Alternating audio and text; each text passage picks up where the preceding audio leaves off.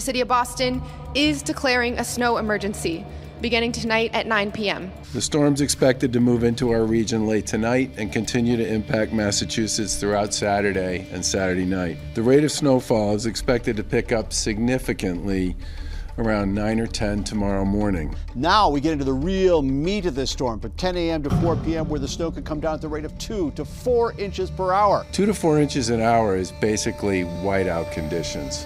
Here in Boston, there is a snow emergency that is in place, and that means there are parking restrictions that are also in place. Look at the temperature at noontime tomorrow. It is dropping as that wind shifts to the north and strengthens. It pulls down the colder air. So these are going to be bands of really heavy snow, but it goes on here. Bands of snow, damaging winds through the afternoon, and this here, 9 o'clock in the evening, we're still getting it. Because of the wind, it will be extremely hard to see anything at various points in time along the way.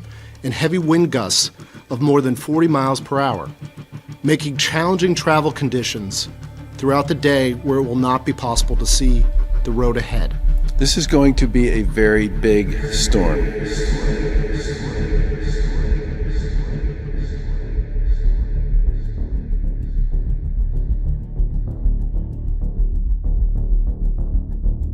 Many peculiar irregularities have come to light in the Massachusetts State Police investigation into Karen Reed. Upon closer examination, certain details presented to us confront our common sense and elude all logical explanation. We will present the facts to you as we understand them and let you decide for yourselves.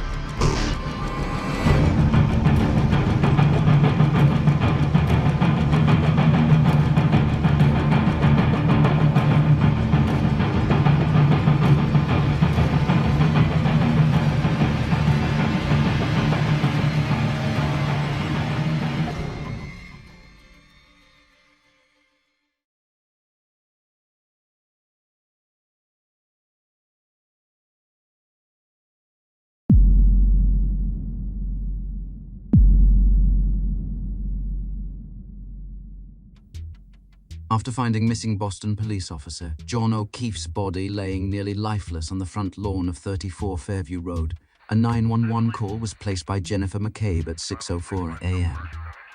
Moments later, Canton Police, fire and ambulance services arrived on scene to render aid to John O'Keefe. He was then transported to Good Samaritan Medical Center, where he would later be pronounced dead. Once John O'Keefe left in the ambulance, responding veteran Canton police officers Lieutenant Paul Gallagher, Detective Sergeant Michael Lank, and Sergeant Sean Good began their investigation by searching for evidence. It was nearly sunrise, and the sky was getting brighter by the minute. The low wind, minimal snowfall, and early morning sunlight provided the best conditions for a police search that would be possible for the next 24 hours.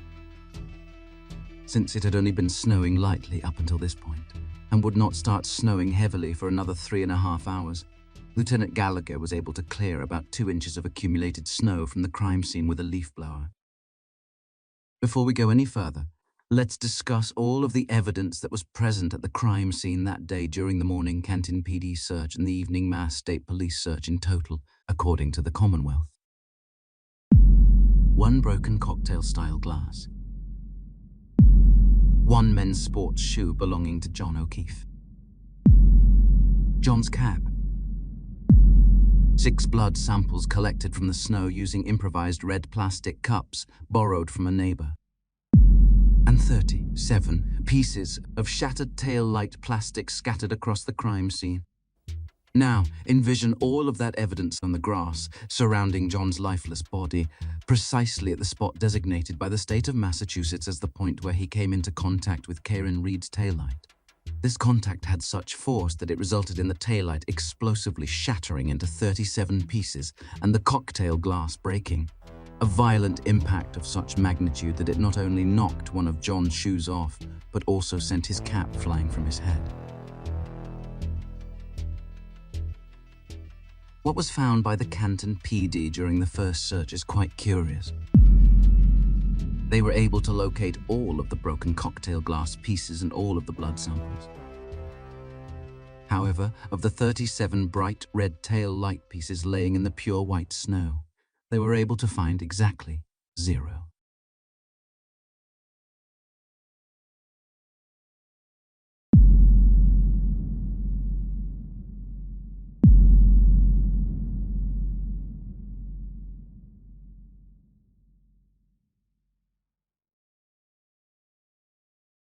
The Canton PD's morning search had concluded as the case was being transferred to Detective Michael Proctor of the Massachusetts State Police.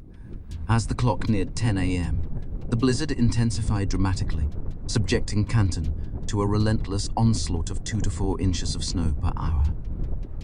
Throughout the day, the Massachusetts State Police Special Emergency Response Team, also known as CERT, remained on standby, poised for the command to initiate their own investigation of the crime scene. They were acutely aware that each passing minute only added to the accumulation of snow on the ground and diminished the available daylight for their search. However, CERT team leader Kevin O'Hare received a call from State Police Lieutenant Brian Tully, stating he did not have authorization to start the search yet. The reason for this many hours-long delay remains unknown.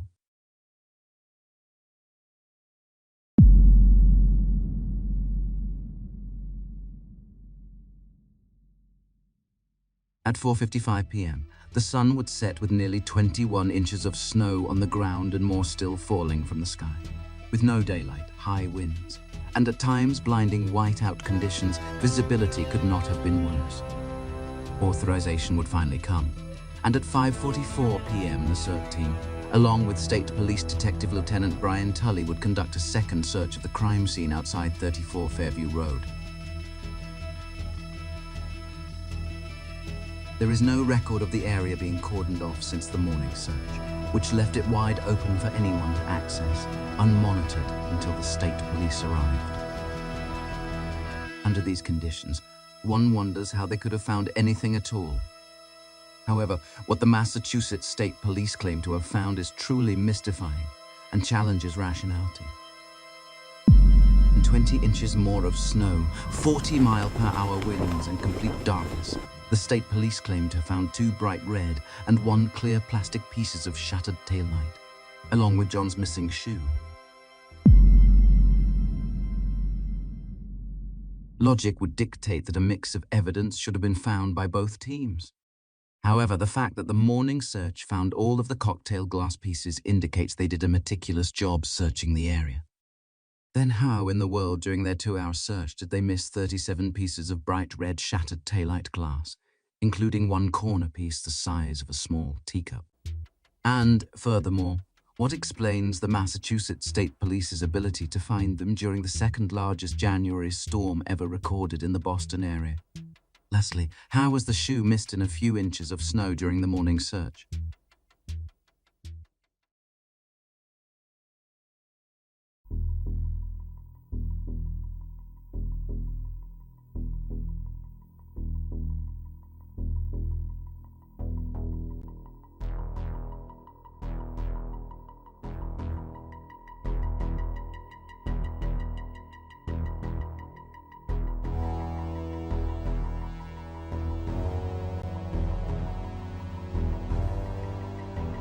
Earlier that afternoon, troopers Buchanan and Proctor took a 30.5-mile drive to Karen Reed's parents' home in Dighton, Massachusetts. The stated purpose of their visit was interviewing Karen about what had occurred the evening prior.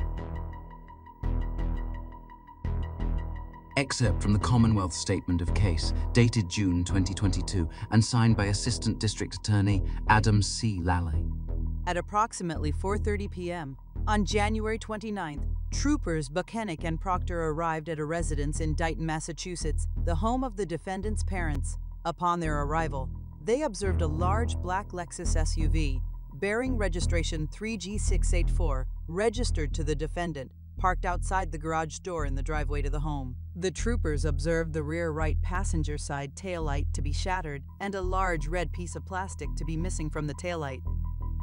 The black Lexus SUV was seized from the driveway of the defendant's parents' home in Dighton on January 29th as well. The vehicle was then transported via tow to the Canton Police Department. If the troopers arrived at 4:30 p.m., interview Karen inside the home, tow her vehicle at 5:30 p.m. as claimed, and then drive 1 hour back to the Canton Police Department, it would be impossible for them to make it back before the 5:44 p.m. search begins. Which means they would have no opportunity to plant the taillight fragments.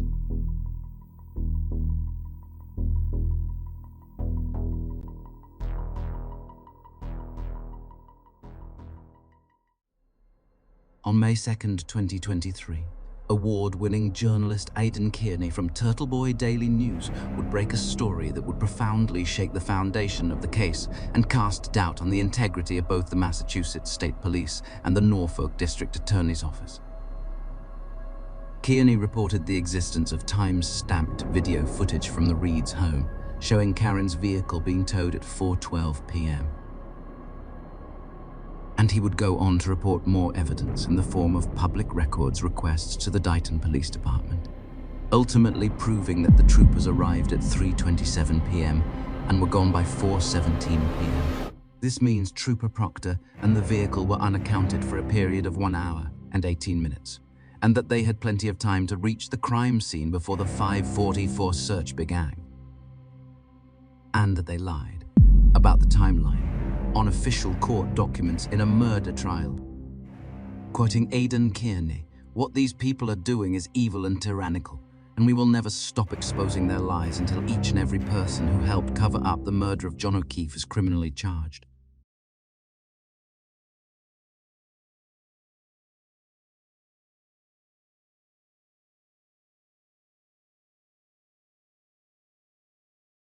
There are lingering questions. Why did the Massachusetts State Police decide to tow Karen's vehicle to the Canton Police Department, especially given that it was no longer an active Canton police investigation? After all, there were many state police facilities in the area that would have been easier to travel to during a historic winter storm. Could the reason have been that the Canton Police Station is located a mere 1.4 miles from the crime scene? And Troopers Proctor and Buchanan had a small, closing window of time to get there before the evening search commenced. And as first reported by Turtleboy Daily News, why, in a recent court document, has the Commonwealth discreetly revised their timeline of these events, over a year after they were affirmed as factual by Assistant District Attorney Adam Lally and District Attorney Michael W. Morrissey? Why didn't Lucky see a body on the lawn? Why was the Ford Edge parked in front of the crime scene for over an hour at 2:30 a.m.? Why did Jennifer McCabe Google how long to die in cold at 2:27 a.m.? Where is all the missing evidence? Why weren't all of the people present in the house that night interviewed, and why was it never searched? With Aidan Kearney's investigative work exposing the inconsistencies and misdeeds surrounding the case, the truth has become increasingly undeniable. The legacy of Officer John O'Keefe has become a symbol of the enduring pursuit of truth and justice, and his memory serves as a reminder of the power of interested citizens, coupled with relentless investigative journalism.